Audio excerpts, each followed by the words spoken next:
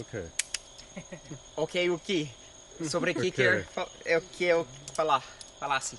Okay, so we're here in the Amazon forest. Some gringo aqui in Amazonia.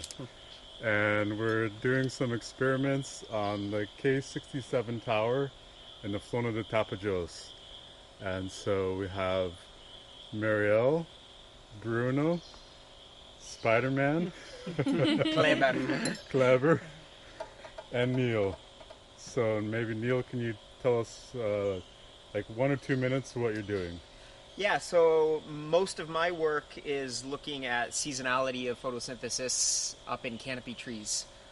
So a lot of it is climbing trees, so using arborist techniques with ropes to move around in the trees and getting samples, basically to look at how the leaf physiology changes either with leaf aging process, so as leaves go from young to old, and or with changes caused by the abiotic environment, so like drought stress. So this year we had this crazy El Nino, no rain, like not a drop of rain for 5 months, which is unheard of because the dry season is usually just less wet than the wet season. So usually you get rain every couple weeks at least, and there was nothing. It was crazy.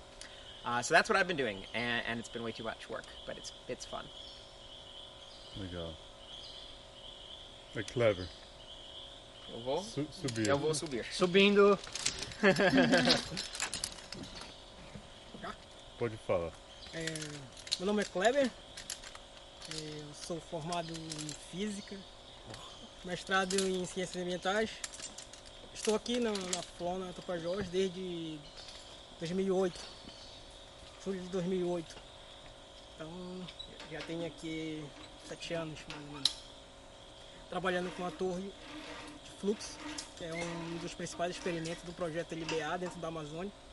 Não só aqui, como lá em Manaus também tem interligado todos os projetos. Quem comanda a torre é o Spot Salesca. Antes era o projeto Pyre, agora o Go Amazon, que integra todos os outros projetos inseridos dentro do site, né? Um conjunto no qual a torre mantém uma interligação entre todos os experimentos. A torre de fluxo foi um dos primeiros projetos instalados aqui com a intenção de dar uma resposta sobre o que está acontecendo com a emissão de carbono, a retirada de carbono da atmosfera e aí a função da floresta, né, na retirada desse carbono e também na sua emissão, né, que a floresta tanto retira como emite carbono. Para fazer esse balanço todo tem a torre de fluxo que faz esse balanço de massa e energia entre a biosfera e a atmosfera. E o meu trabalho principal é coletar essas informações e manter os sensores funcionando. Ou seja, eu sou o seguro da torre. Se algum instrumento da torre não funcionar, eu sou responsável por fazer com que eles retornem ao seu pleno funcionamento. E o outro trabalho é enviar esses dados para os Estados Unidos, onde é processado esses dados, retorna para a comunidade científica depois de processar esses dados e usados lá, né, para fazer artigos científicos, que assim só pode ser usado para a população depois que o pessoal de lá fazem essas pesquisas e liberam como dados já processados, né? Os dados que saem daqui são brutos. Provavelmente ninguém vai conseguir processar esses dados, porque tem um programa que só eles detêm o programa para fazer essas conversões de chuva, umidade, porque todos os sensores são comandados e emite sinal em milivolts. E esse sinal depois é interpretado em linguagem de programação e transformado para valores reais. Por exemplo, temperatura dada em milivolts, mas o programa transforma ele para um valor conhecido, no caso Celsius para nós e Fahrenheit para eles. Né? Depende. Então a minha função é essa, né, aqui, manter a torre funcionando e enviar esses dados para o pessoal responsável pela pesquisa. Legal, beleza. Mas vocês têm alguns novos sensores na torre? Bruno. Hoje a gente subiu na torre de fluxo, na torre triangular, e instalamos 5 sensores de temperatura termais, infravermelho, infrared, né, infravermelhos de termais, de temperatura das copas. E a gente vai instalar amanhã sensores de fluxo de seiva bruta, água, e vamos estudar as relações entre temperatura de folhas, temperatura do dossel com fluxo de seiva, transpiração, fluxo de água. E é isso que nosso objetivo aqui. Estamos aqui já tem 3 dias e vamos embora daqui 3 dias. Estamos mais ou menos na metade da expedição.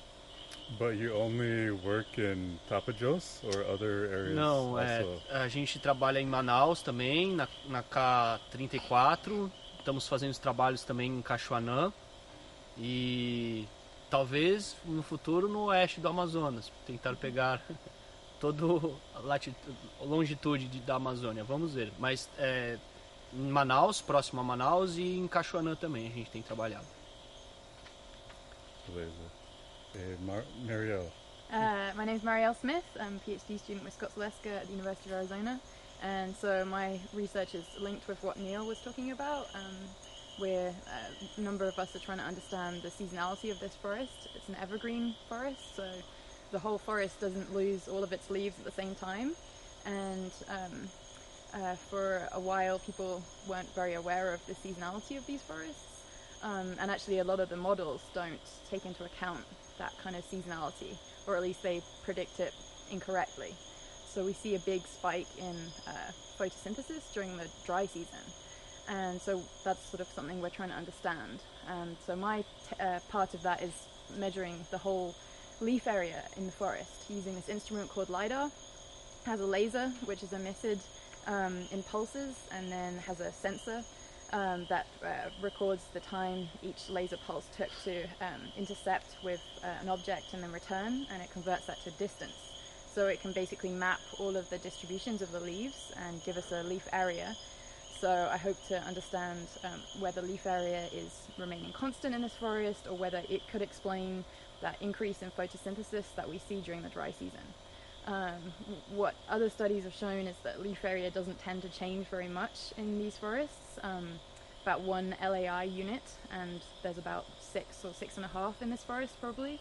So we think that it's more to do with the leaf aging process and leaf flushing that happens during the dry season, but still need to cover all the bases, and maybe there's some interesting changes in the number of leaves at different heights in the canopy that could be interesting to look at. And so you can quantify that, the number of leaves that change?